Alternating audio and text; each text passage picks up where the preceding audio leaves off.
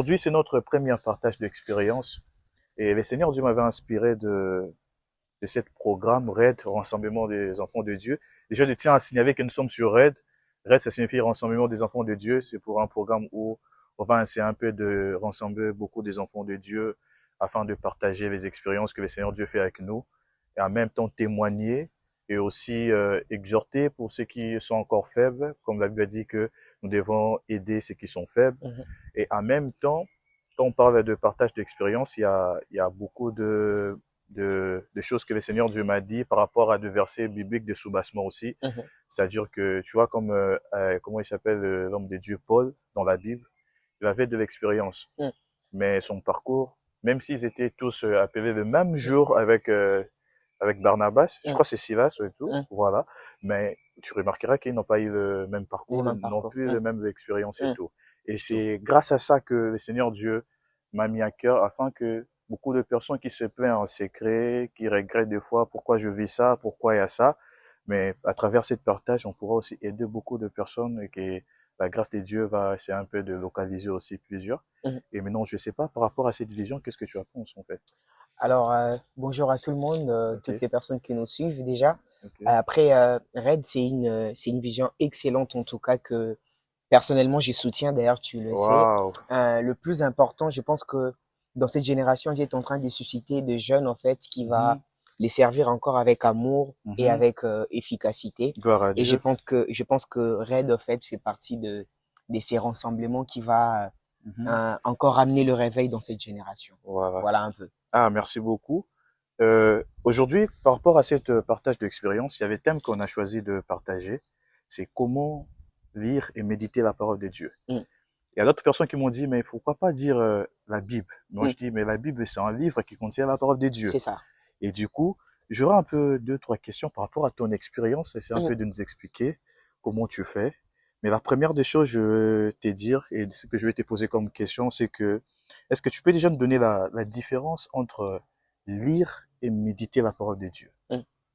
Alors, moi, en fait, quand on parle de la méditation, je pars vraiment du point de vue que je fais une lecture, en fait, profonde, Ok, de manière à ce que je puisse comprendre la pensée des dieux. ok, Mais par contre, lorsqu'on parle de lire, tout simplement, c'est comme si j'ai fait une lecture normale, en ok. fait, pour vérifier quelque chose ou pour mettre à jour en fonction d'une chose donnée, en fait.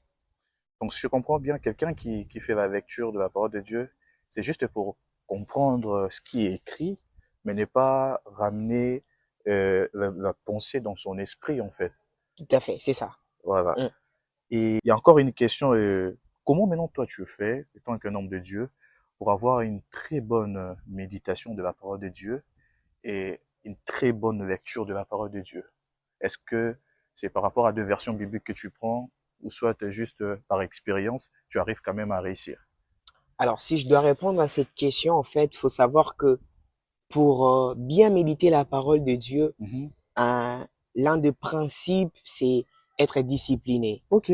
Je donne un exemple, en fait, parce que nous sommes disciples de Jésus Mhm. et que lorsqu'on parle de la disciple-là, on fait un peu allusion à une école, en fait. Mhm. Ce n'est pas tous les élèves, en fait, qui étudient, qui révisent leurs notes comme il faut, comme il se doit. Ok. Et donc, d'où l'un des principes, en fait, pour bien méditer la parole de Dieu, c'est la discipline. Ok. La discipline personnelle te permettra d'être un bon lecteur de la parole de Dieu.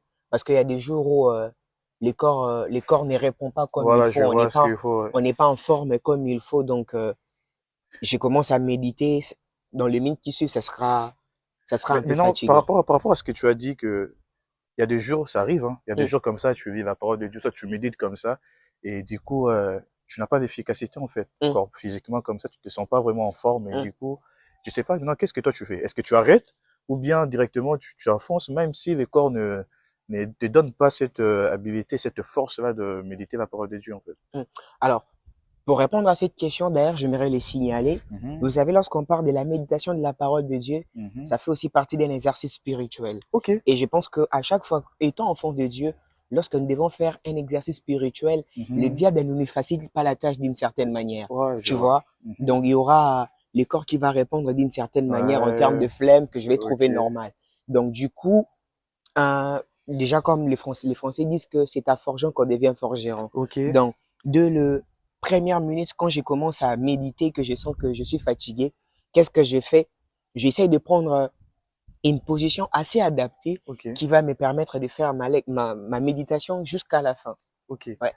Maintenant, il y a quelque chose, moi, par exemple, ça m'est déjà arrivé, je dirais pas plusieurs fois, mais ça m'est déjà arrivé, tu lis la parole de Dieu comme ça, soit tu médites, mais je te retrouve un peu endormi, sans ta volonté.